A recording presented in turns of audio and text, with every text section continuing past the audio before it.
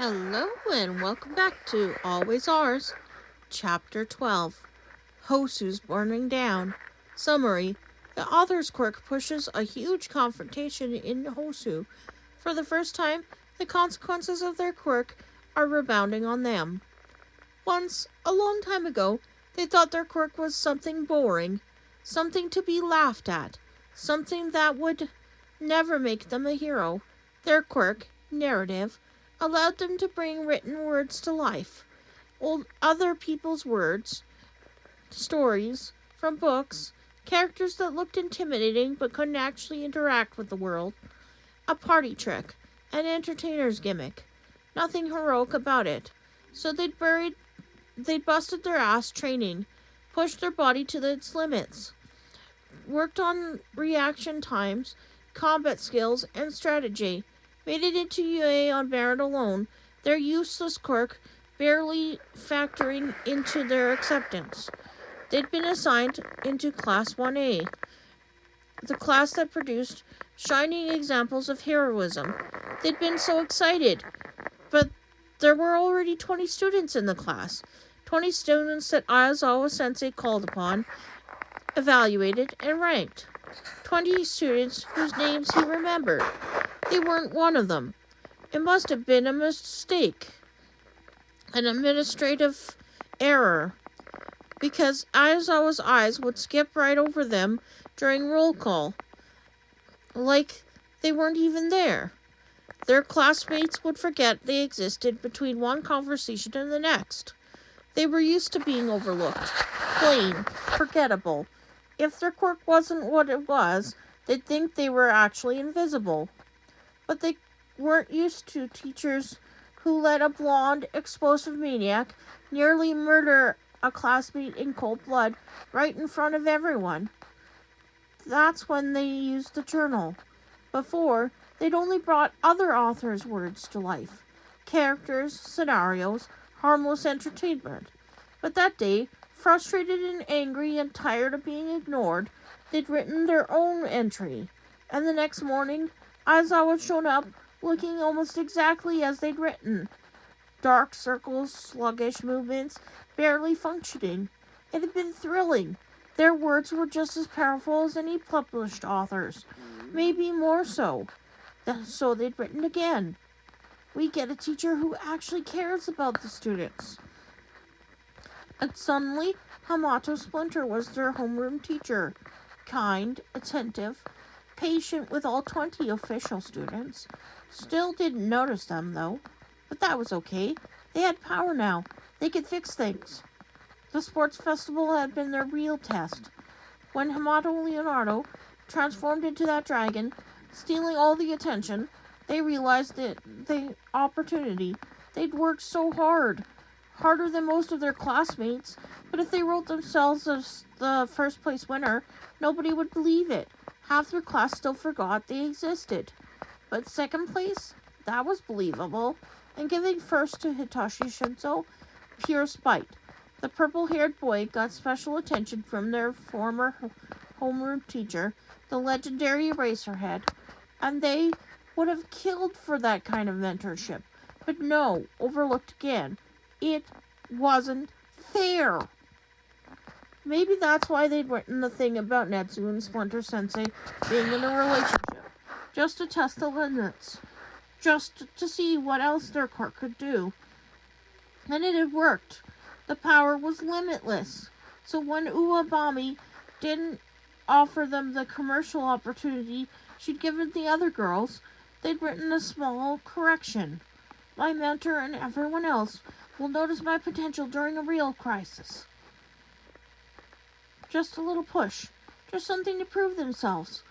Then nobody could overlook them ever again. But now Anomu was attacking Uwabami's agency. The building groaned. Screams tore the air. Shadows moved wrong.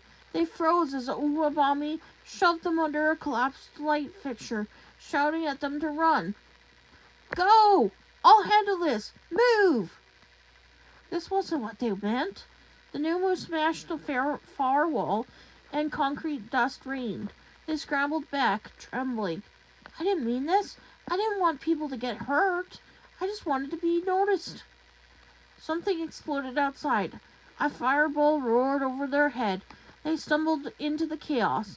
Hosu was burning, and for the first time, they wondered if they'd made a mistake so catastrophic that reality itself might bleed for it. Chaos reigned in the streets. Fires raged, probably from Endeavor, because Takiro could see him in the distance with a miserable-looking Ojiro trailing behind, taking on a Nomu that kept regenerating, despite how low-powered flame attacks. Takiro, Night Watcher, remember, you're on civilian evacuation duty only, Kamui Woods called out. Takiro was about to respond when something came over the smoke and struck Kamui's arm. To Takiro's surprise, his mentor didn't bleed like a normal person. Sap oozed from the wound instead. Focus! He mentally slapped himself. Not the time for analysis. Duck! Something whispered in his mind, and he dropped him instantly. A knife embedded itself in the wall where his head had been.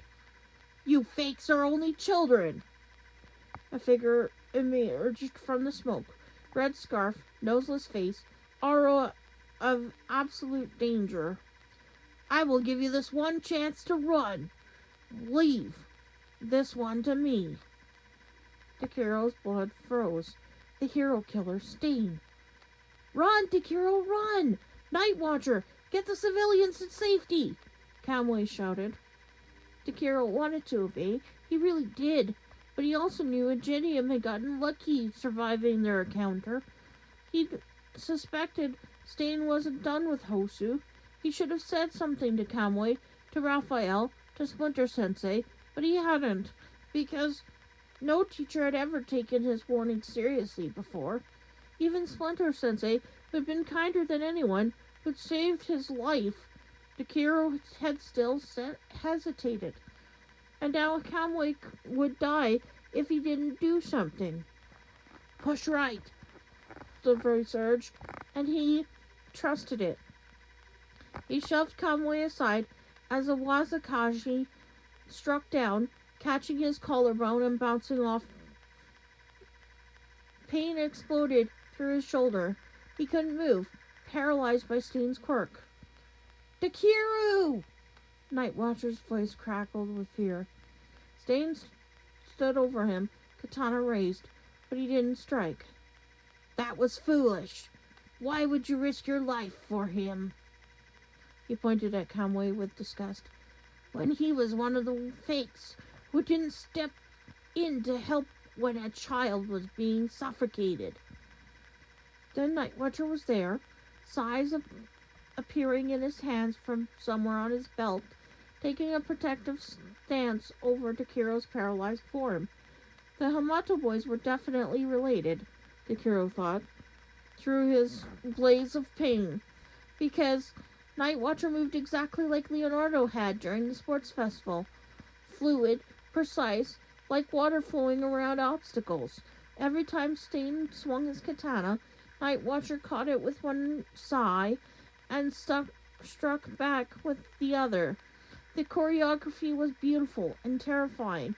Kamui tried to capture Stain with lacquered chain prison, but the hero killer hacked through every branch that came close. Night Watcher was tiring.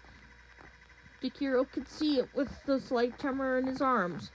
The way the blocks came a fraction slower each time. Terror seized him as he realized he was about to watch his friend die. Snap!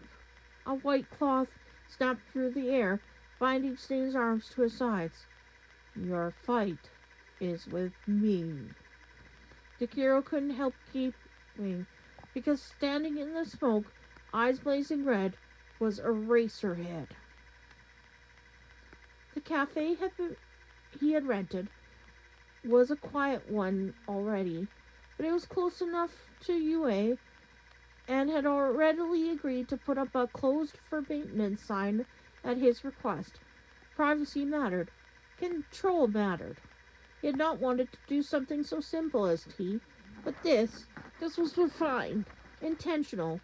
Gold imperial tips, rare, expensive, thoughtful, proof proof that he could provide, that he could care properly, that he could be enough.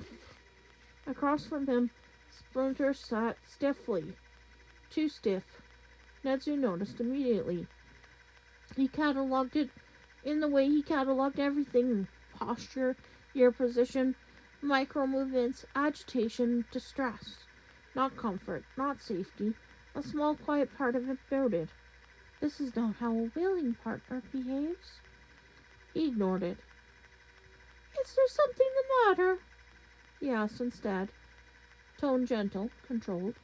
Splinter hesitated. What would you do? He began slowly.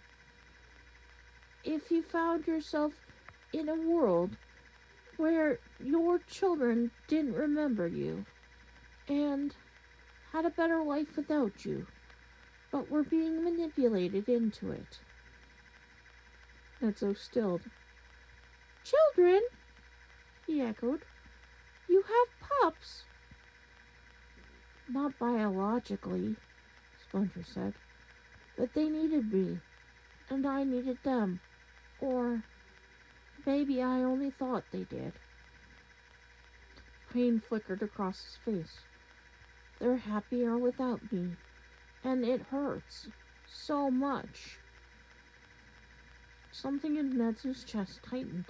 Not sympathy, not entirely, something sharper, more possessive. He reached out, taking Splinter's paw without hesitation. If they were mine, said softly, I would not allow that to stand. His grip tightened slightly. I would stop at nothing to reclaim what belongs to me. There it was again, that word, belongs. A flicker of awareness surfaced. This is not the correct framing. Then sank beneath something warmer, easier. Splinter went very still, then suddenly alert. His ears snapped upright. I have to go. Netsu blinked. Wait! Our date! But Splinter was already moving. Fast. Too fast. Gone. The door swung shut behind him. Silence. Netsu sat there for a long moment, very still. Then, slowly, his ears lowered. His tail stopped moving. He left. The thought landed wrong. Not disappointment, not understanding. Wrong. He left me. Another thought followed immediately. There could be an emergency. Yes. That was logical, reasonable, expected even for a hero. Netsu knew that. He understood it perfectly, and yet his claws pressed into the table. He still left. Without explanation, without reassurance, without permission. A quiet, creeping irritation slid under his skin. No, not irritation, something colder, more precise. This is inefficient. Unreliable, unstable, he exhaled slowly, because this was the flaw in his current approach. He had allowed too much freedom in the system, too many variables, too many opportunities for deviation. His gaze drifted, unfocused, and for a moment an image surfaced. A flash of silver, cold metal. A device he had turned over in his paws not long ago, frowning at its design, at its purpose, at its potential. He hadn't meant to keep it, hadn't meant to bring it with him, and yet his paw moved, almost absently brushing against the inside of his jacket.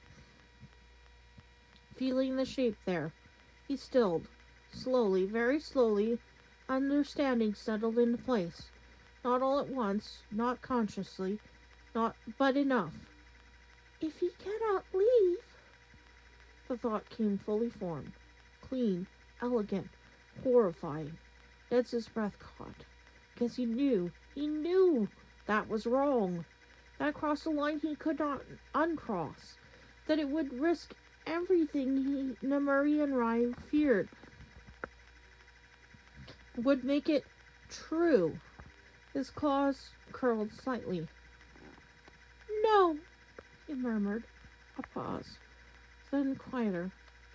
Not unless it becomes necessary.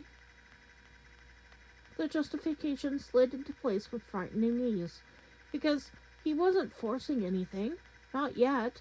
He was simply preparing, ensuring stability, ensuring continuity. His tail curled behind him, possessive, resolute. He will understand, Renzu told himself. Given time. So far, Nightwatcher thinks he's been pretty useless. Just like another time he can't remember, with another person he can't remember. He thinks the last time he was this useless, that person had nearly died. He doesn't want Takiro to be hurt.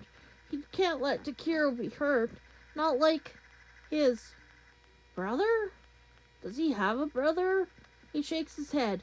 Now is not the time for the cobwebs in his head to be clearing. He has too much to worry about. You're different than the others, Stain acknowledged, dodging another capture scarf strike. An underground hero. No glory seeking. You understand what heroes should be. Shut up, Aizawa snarled. Nightwatcher pushed himself past exhaustion, flames beginning to dance along his tribal markings on his arms. His movements became more aggressive, less controlled. Nightwatcher, fall back! Kamui called. No! The markings blazed brighter, hotter. He hurt my friend! He hurt Takiro! I won't let him! Raphael, control yourself, Aizawa snapped. But it was too late. The rage Raphael had been carefully managing, that someone he couldn't remember had taught him to control, finally broke free. Fire exploded across his body as the transformation took place, where a teenage turtle had stood. A massive red dragon now roared its fury to the sky. Its scales were dark, almost black in places, with tribal markings blazing like molten gold. The dragon was built for pure destructive power, stocky, brutal, wreathed in flames that poured from its jaws. Get the kid out of here, Aizawa shouted at Kamui, but the dragon's tail smashed through a building, sending debris raining down and cutting off their escape. The red dragon couldn't see friends or enemies anymore, only threats, only things that needed to burn. Something about being around Ryoku was making him feel less conscious about the changes to his quirk, and after the second day, he confided to the hero about the tufted tail, the hardened scales, and the claws that he suddenly had that he hadn't had before. She'd given him a long, hard look. That sounds like my dragon quirk. It's like, are you positive that turtle is your quirk? And staring down at its changed hands, he couldn't be sure. I don't know. Well, do you know anything about your parents' quirks? No, I'm an orphan. Was taken in by a vigilante wandering the streets. Oh? Yeah, Knuckle Duster is his name. Apparently I have no records of the system. He checked. There is no record of a Hamato family, or of anyone with a quirk like Turtle, or at least there wasn't until I went to UA. Then I met Raphael from 1B. He has a similar quirk. 2 other kids in UA have similar quirks. They all have the same last name as me too, Hamato. That sounds like trafficking. Did you talk to them? Yeah, I talked to Raphael, and he said he was an orphan. Michelangelo says he doesn't remember his past, and Donatello is in the support course, so I didn't get a chance to talk to him yet. That's very strange.